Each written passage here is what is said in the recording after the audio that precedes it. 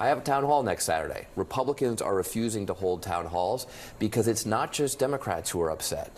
It's Americans across the board are furious with what Elon Musk is doing in not making government more efficient, but making it non-existent.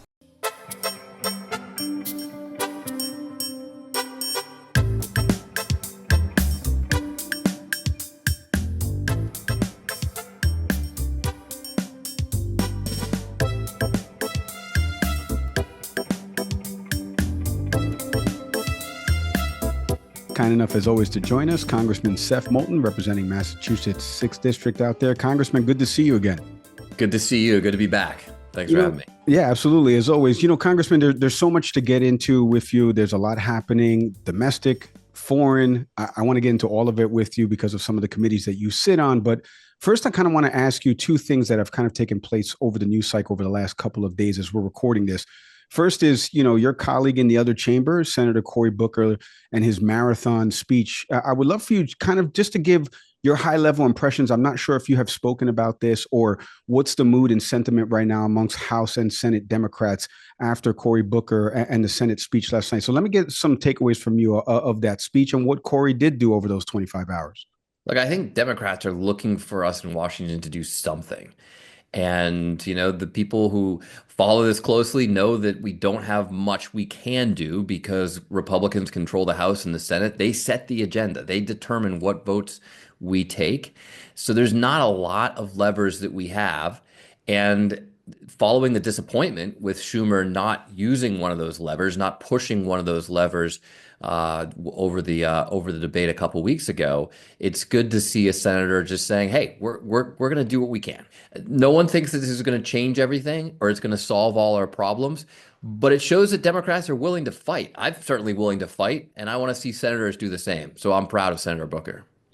Yeah, and I want to ask you now the second story that was been making headway, and it just happened obviously with that election and the Wisconsin seat that Susan Crawford won. I mean, a judicial race and $81 million pouring into that race. I mean, that of itself is a question on its own, and I'd love for you to answer some of that as you shake your head as well. But just kind of the sentiments around this, because as I was watching the coverage of this race last night, I saw a voter say something incredibly interesting on television, and it was a Trump supporter that said he voted for Trump, but voted for Susan Crawford. And he said, if Donald Trump wants to push issues to the states, then we need to make sure we have the right people in the judicial spots in the state. And I said, boy, isn't that an oxymoron of what you just said? But what do you make of Susan Crawford winning the whole race that's happening in Wisconsin? And is it an outlier or is it a microcosm of the way people are feeling over these first 100 days of the new Trump administration? Well, it's a couple things. I mean, first of all, sometimes the voters actually make the right choice and just pick the better candidate.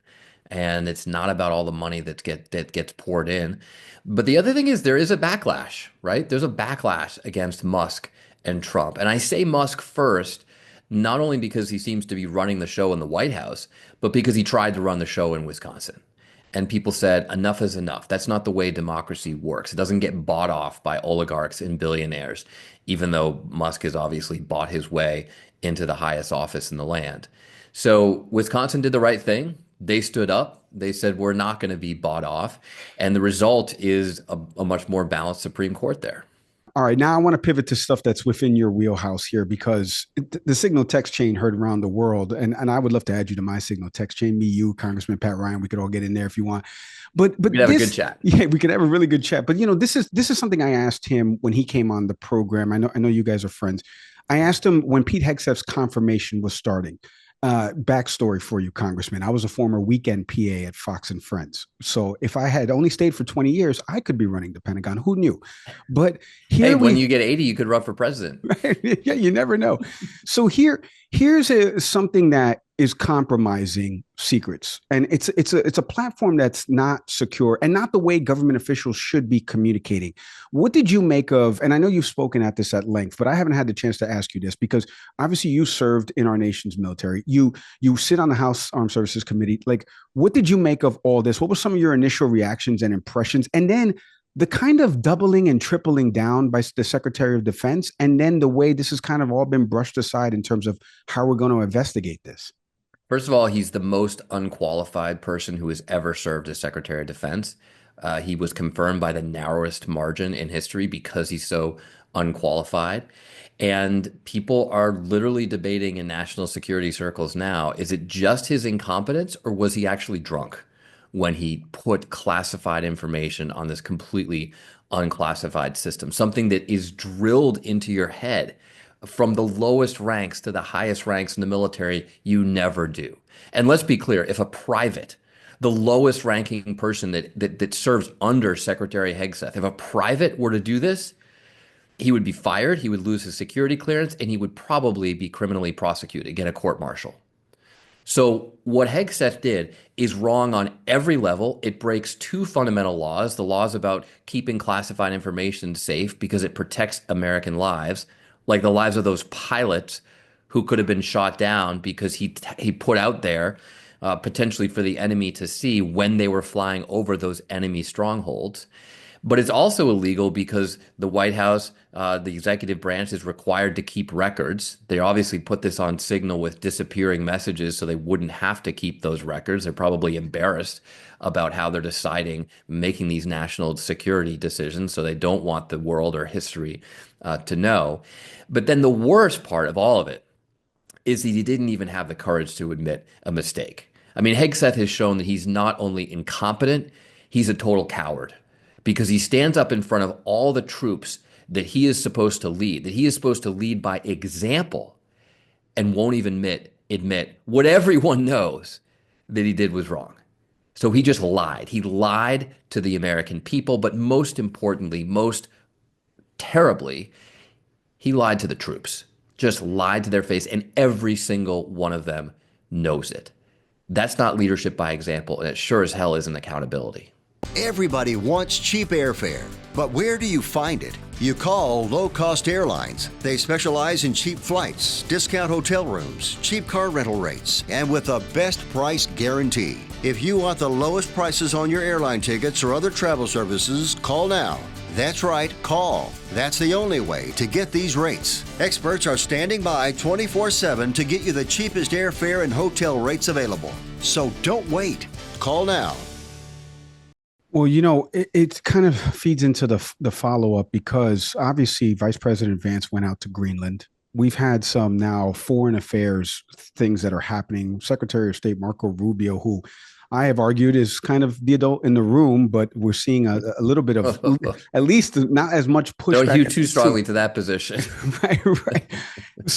But I do want to stay on this because we've seen Greenland now make headway and everyone is trying to Google search why is President Trump so interested in Greenland. Carrying over from the Signal chat in terms of military secrets, intelligence, information being discussed on a platform like that and not through the proper chains like you just mentioned. Now we're going to carry over, or at least trust this administration to carry over some type of policy towards Greenland.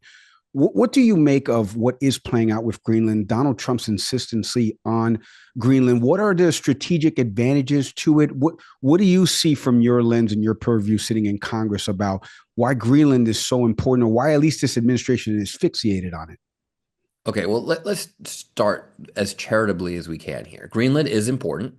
The Arctic is opening up, ironically, because of climate change, which all these conservative Republicans, including Trump and Musk, deny. So it is strategically important. Russia's building bases up there. We know China wants access to the Arctic. And that's why it's really important that a strong ally of ours, Denmark, one of those allies that the greatest generation fought in World War II to establish, to establish that relationship, strengthen that relationship, and then has maintained ever since, one of those allies in NATO that keeps us safe. That's why it's important that they control Greenland. There are a lot of strategically important countries around the world. Guess what? Poland is important too, because it borders Ukraine. Think about all the Lithuanian, Estonia, Latvia that are right up against Russia in the northeastern part of Europe. Those are strategically important countries to the United States and to our Western allies. So does Trump plan to take over them too? Does he want to take over India because it borders China? And we all know China is a huge adversary. I mean, this is just absurd. And so it's absurd. It's so absurd that he would talk about conquering some of our best friends, Denmark, Canada. And yet we can't just take it as a joke. I mean, you want to say it's a joke because it's so absurd, but you can't, because wannabe kings like Donald Trump, they tell you what they're going to do. I mean, look at all the stuff that he's doing domestically. It's heinous, it's unconstitutional, it's lawless, and yet it's predictable because he said he would. Now, some people ask me, do you think Trump is going to run for a third term? Yeah, actually, I do think he's going to try to get a third term because he said that he would. You know, Vladimir Putin actually said that he would invade Ukraine. A lot of people dismissed it. I was on the ground in Kyiv 2 months before the invasion. I couldn't believe how many Ukrainians and even Americans said, oh, no, he's not really going to do this. It doesn't make sense. All those troops at the border, that's just a show of force.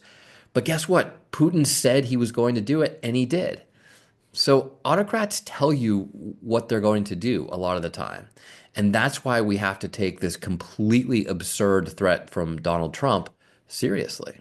You know, staying on that with Ukraine, and I had Congressman Dan Goldman on maybe a month ago or so after the exchange in the Oval Office between Zelensky. And I know he sits on the Ukraine caucus, and I'm not sure if you do as well in Congress there.